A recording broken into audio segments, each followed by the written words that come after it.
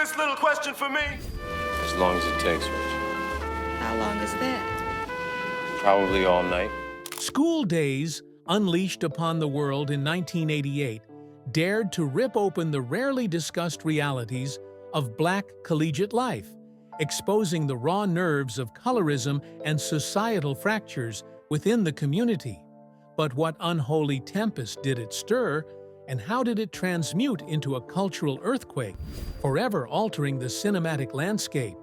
From Spike Lee's audacious vision and searing indictments to the public's furious recoil and a studio's cold feet, behold the full, unvarnished chronicle of how School Daze shattered conventions, ignited a raging inferno of debate, and etched its indelible mark upon the very soul of cinema. The genesis of School Daze. After She's Gotta Have It, 1986, Spike Lee pursued a deeply personal and bold vision: School Daze. His experiences at Morehouse College and HBCU revealed unspoken tensions within the Black community. He aimed to explore these complexities: colorism, elitism, class struggles, and internalized biases within a historically Black college setting. Lee began writing immediately. Island Pictures initially offered $3 million, but rising cost concerns, up to $5 million, led them to withdraw.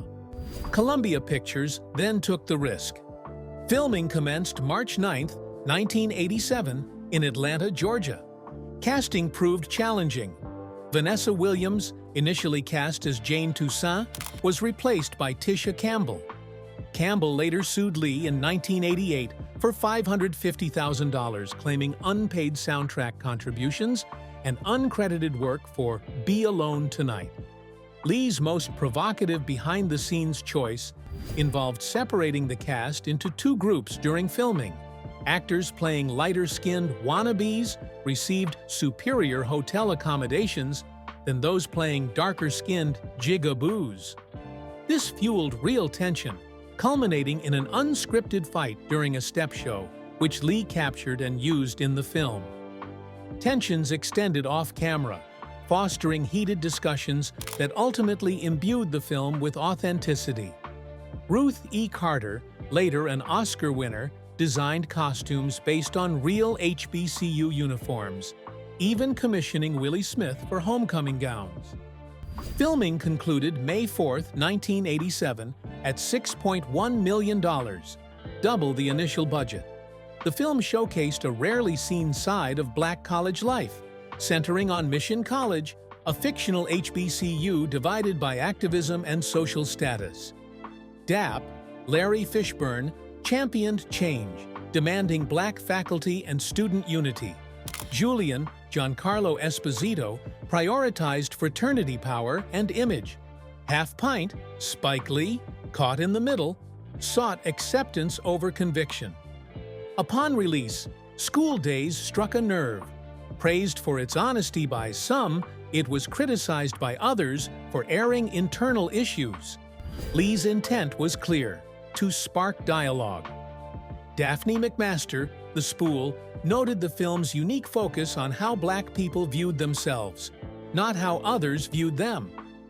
Da Butt, by Marcus Miller and Mark Stevens, performed by EU, became a breakout hit, reaching #1 on R&B charts and number 35 on pop charts.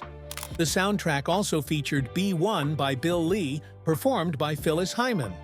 The film set a new standard for Black cinema, proving a movie could address internal community issues, be artistic, and resonate with audiences.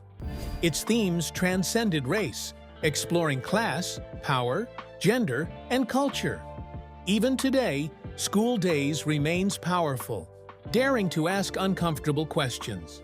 It eschewed palatable truths for wider audiences. Spike Lee channeled his college experience, production struggles, and cast strength to tell an unprecedented story. Awards and reception. Released February 12, 1988, School Daze sparked widespread conversation beyond box office numbers. It had a modest award showing, earning an NAACP Image Award nomination for Outstanding Motion Picture, 1988. While it didn't win, the nomination acknowledged Lee's bold direction and choice to tackle undiscussed topics. Critics were divided on structure, but respected its honesty. Renowned critic Roger Ebert, Chicago Sun-Times, hailed it as one of the most honest and revealing movies about modern middle-class Black life. He praised its unfiltered, exclusively Black perspective on serious issues like colorism and hair texture bias.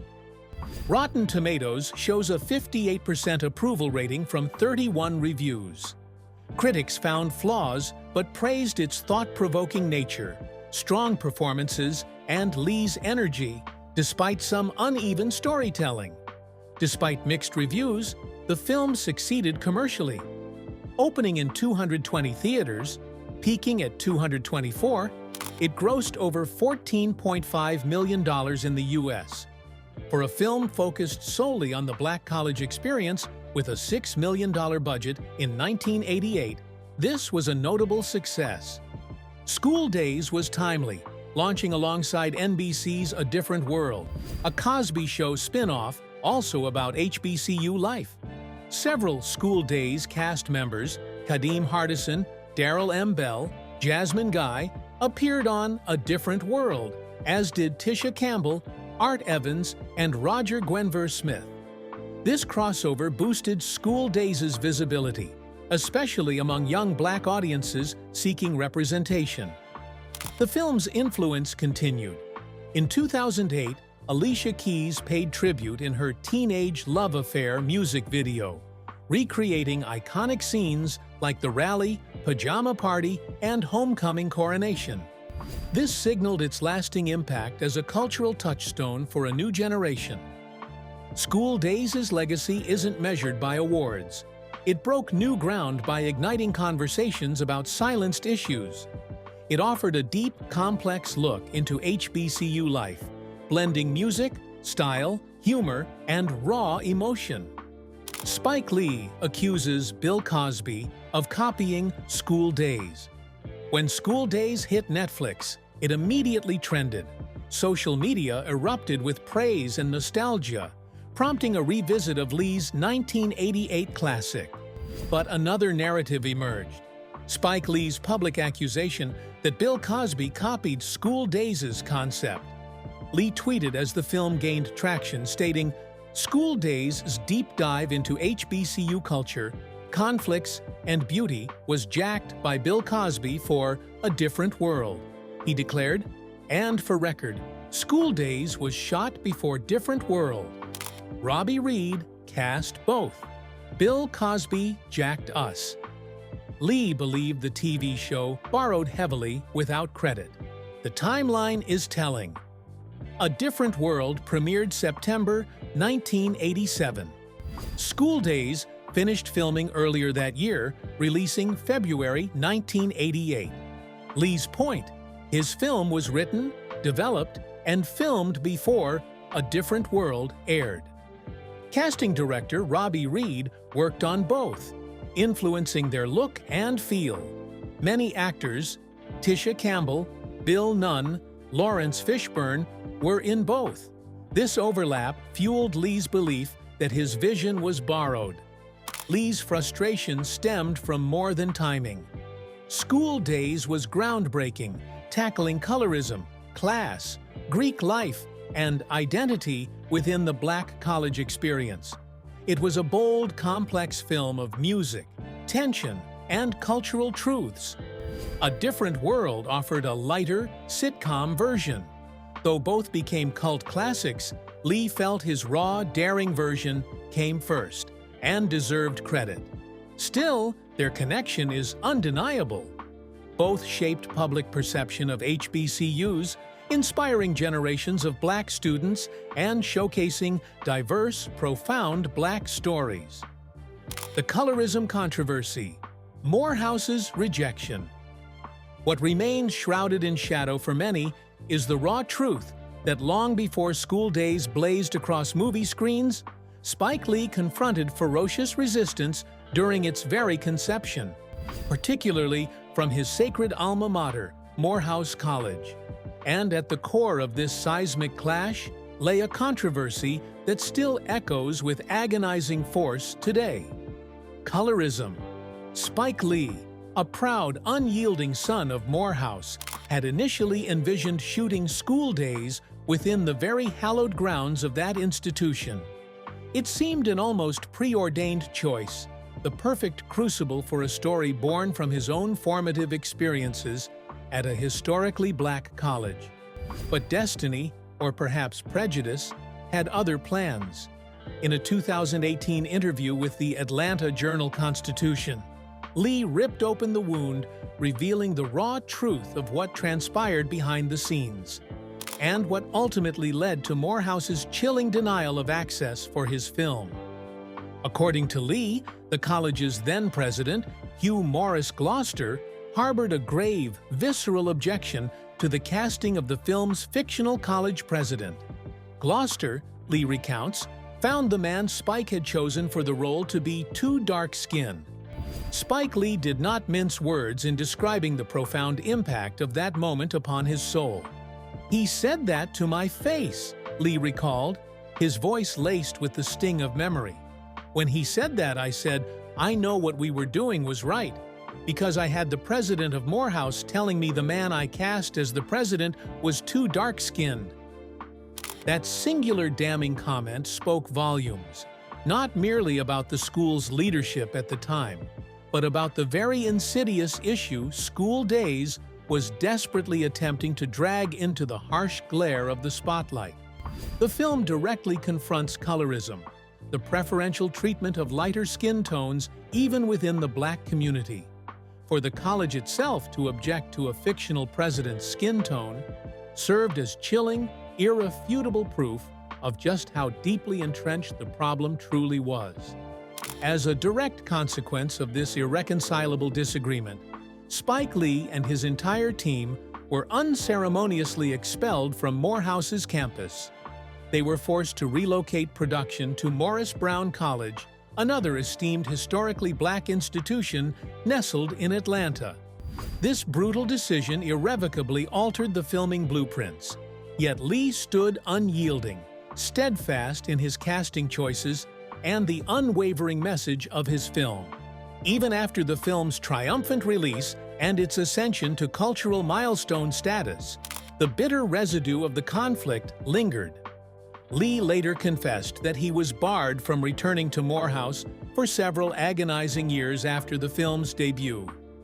"Really until the guy that was president left," he grimly stated.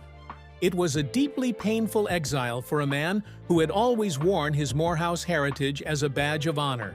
But, as time often does, a poignant full circle was eventually drawn. Years later, Spike Lee returned to Morehouse, not merely as an alumnus, but as a revered leader. He now proudly serves on the college's Board of Trustees. "Now I'm on the Board of Trustees," he declared, a hint of weary triumph in his voice. "So it's been a long while, but that was really hurtful at the time." The entire searing episode speaks volumes about the deep-seated malignancy of colorism, even within institutions ostensibly dedicated to the upliftment and support of the black community. It also serves as a potent testament to the unyielding power of standing firm in one's truth. Lee did not yield. He did not recast. He did not betray his story. And in the end, the film transcended mere entertainment, becoming a cultural classic that continues to ignite vital, uncomfortable discussions even today. What transpired at Morehouse during production was not merely a trivial behind-the-scenes anecdote. It was a searing, visceral moment that laid bare the agonizing reality of the issues embedded within the movie. Issues that, tragically, continue to fester. Where are they now? After School Daze burst onto the scene in 1988, many of its cast members were catapulted into the pantheon of major names in film and television. The film did not merely leave an indelible mark on audiences. It also ignited or dramatically propelled the careers of several actors who would soon become ubiquitous faces in homes across the nation. Laurence Fishburne, who embodied the complex lead role of Dap, swiftly ascended to become one of Hollywood's most revered actors. Following School Daze, his career soared to dizzying heights with unforgettable performances in cinematic triumphs like What's Love Got to Do with It, where his searing portrayal of Ike Turner earned him a coveted Academy Award nomination. But it was his iconic, unforgettable transformation into Morpheus in the Matrix trilogy that cemented his immutable place on Hollywood's A-list. Fishburne also ventured into the realm of television, starring in and executive producing the wildly popular sitcom Blackish, where he embodies the wise yet humorously caustic character of Pops. Giancarlo Esposito, who masterfully portrayed Julian, was a familiar presence in Spike Lee's cinematic universe even before School Daze. He later graced the screen in the seminal Do the Right Thing and the mesmerizing Mo Better Blues, continuing his prolific collaborations with Lee. For years, he skillfully inhabited the skins of supporting characters, often operating beneath the glare of the mainstream spotlight. But in 2011, a seismic shift occurred when he delivered a career-defining performance as Gus Fring, the chillingly sharp and meticulously calculated villain on Breaking Bad. That role brought him widespread critical acclaim and elevated him to an entirely new echelon of stardom. Tisha Campbell Martin brought to life the character of Jane Toussaint, Julian's girlfriend. In the wake of School Daze, she swiftly became a fan favorite with her captivating roles in the house party films and romantic comedies like Boomerang. But it was the small screen that truly propelled her to stardom. She immortalized the character of Gina on the classic sitcom Martin, followed by her beloved portrayal of the fun-loving mother on My Wife and Kids. Today, she remains a vibrant presence on screen, appearing alongside her husband, Dwayne Martin, in BET's Real Husbands of Hollywood. Samuel L. Jackson's contribution to School Daze was a smaller yet undeniably potent role. It was one of many early performances for Jackson, who was meticulously forging his legendary career at the time. Just a few short years later, his electrifying performance in Pulp Fiction garnered him an Oscar nomination and transformed him into one of Hollywood's most relentlessly in-demand actors. He has since become synonymous with iconic roles in the superhero juggernaut The Avengers, the revenge epic Django Unchained, and countless other cinematic masterpieces. Kadim Hardison infused his role as Edge, one of Dap's close friends, with a captivating blend of humor and raw authenticity. But it was his subsequent role that irrevocably cemented his status as a household name. He brilliantly portrayed Dwayne Wayne, the lovable, flip-glasses-wearing math major on A Different World. Hardison later took on memorable roles in series like Cult and Disney Channel's KC Undercover, maintaining an active presence in both television and film. He has also dabbled in the world of music, having once been married to the R&B singer Shantae Moore. Bill Nunn embodied Grady, the quiet, towering friend of Dap. A mere year after School Daze, Nunn delivered a haunting, unforgettable performance as Radio Raheem in Spike Lee's Do the Right Thing, a role that remains one of his most iconic. He continued to grace the screens of major films, including Sam Raimi's Spider-Man trilogy, where he portrayed Joseph Robbie Robertson. Nunn also made his mark in television, appearing in shows like Sirens. Until his passing in 2016, he remained a steadfast and reliable presence within the industry. Jasmine Guy, who portrayed Dina, a member of the formidable Gamma Rays, exuded a captivating fusion of sass and undeniable style on screen. She later ascended to television stardom as Whitley Gilbert on A Different World, where her distinct Southern accent and spoiled but sweet persona became instantly iconic. Guy continued to grace the screen in series like Dead Like Me and If Loving You Is Wrong. She also bravely ventured behind the scenes, directing theater and nurturing the talents of young actors. From the grand stage of film to the intimate world of television, from commanding leading roles to powerful supporting ones, the cast of School Daze meticulously sculpted careers that soared far beyond the film's initial release. Many of them played an instrumental role in reshaping how Black characters were perceived on screen, and their enduring work continues to inspire generations.